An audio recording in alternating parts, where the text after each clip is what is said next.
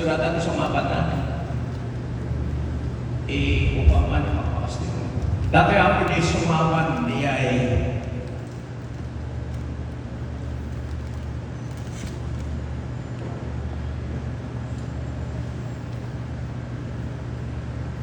so, na makita yun, nalawa na ito'y karayan tayo, may maawan kirong waran na, agbara na ito.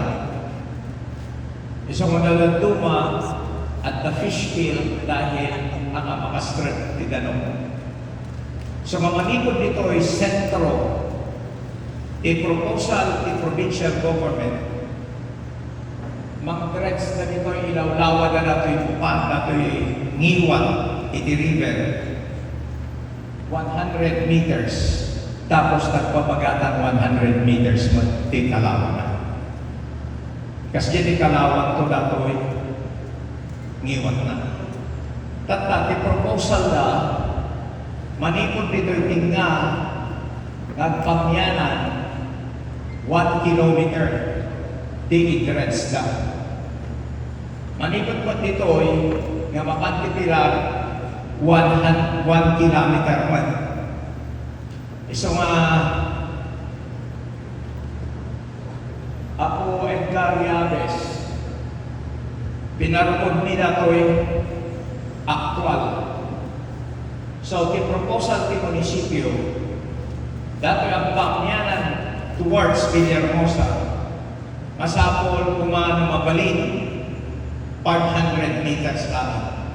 Tatlo at ayaw nagitibal palay, iti Villahermosa Parker. Sa Tagalog, ang plano na binigay niyo sa amin is from the mouth of the river to the center of the mouth of the river. You will dredge 1 kilometer north. So natin yung proposal niyo. Itong pula. This is towards the north. Tapos towards the south. So ang proposal namin, yung 1 kilometer papunta doon sa Villahermosa, dapat hanggang 500 meters lang tayo. Dahil kung susundin natin yung 1 kilometer, pupunta sa harapan ng Villahermosa, hindi kami papayag. And I will not allow it. And so, dito naman papunta sa Pilar, if you take the 1 kilometer at bigyan mo sa kuwanan ng tinagyan-amyanan na balay, itipila. So, hanggang ibat na pumayag dyan. We are proposing instead of 1 kilometer, 400 meters is your maximum. Okay? Ganda ito'y tata, igit ibay-bay. You're supposed to dredge, ano yan? 520 meters from the buffer zone. No, the proposal ni ako, masapong manipod dito igitibay-bay, 100 meters, awan hanyo mo idanong jabar po niya. Ang kayo nga sip-sip, o kayo magsip-sip, mula rito hanggang sa 100 meters para hindi bumigay yung lupa dito sa inland. Okay ako? Now, yung balik mo sa Big River.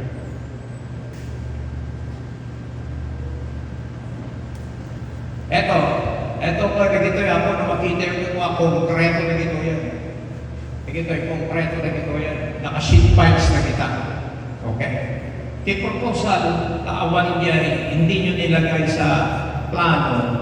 Ang proposal namin is dapat mula rito hanggang dito mga 10 to 15 meters, huwag lumapit yung dredging vessel ninyo para hindi bumagsak itong river control namin. Yan ang maging posisyon namin. Okay? So, itaas mo yan ka. Yan yung bridge. So, nandito tayo ngayon sa bridge. Nung last meeting na public consultation sa Panta, nag-attend ako. Ang sinasabi ko sa inyo, Pag hindi nyo tanggalin, nuhan yung cause ng flooding. Ito yung rason kung bakit kami meron flooding sa Kinsoriano, Sawa, at saka Villahermosa. So, kailangan natin tanggalin ito. Dahil may limitasyon yung dredging ninyo. I think 1 kilometer from the bridge, hindi pwedeng pumasok yung dredging vessel nyo. Ang hiningi ko sa inyo noon, maglagay kayo ng backhoe para tanggalin yan. So, yun ang stand ng munisipyo. So, in total, yun ngayon yung stand namin. So, habang nagre-dredge kayo sa dagat, dapat meron na rin nagre-dredge ng backhoe dito sa tabi na. Kasi, hindi naman sa pero kagaya ng sinabi ko, the reason for the municipality asking for dredging is for this reason. More on this reason. Dahil kailangan namin matanggal yan para mabuksan yung exit na lantag sa Wat. Di kami dalawang maggapoy ikalawaan ako. Dito'y bangin, magna dito'y lantag, bumaba dito'y sawat, iso diye pumatirumwar, dito'y buhaya river. Nga magsikod, taha nga makarwar na yung naganuman, iso maagda, baha dita, sawat, ta National Highway, no napigsa dito. Dangerous. So unless you remove this, hindi ako papayag.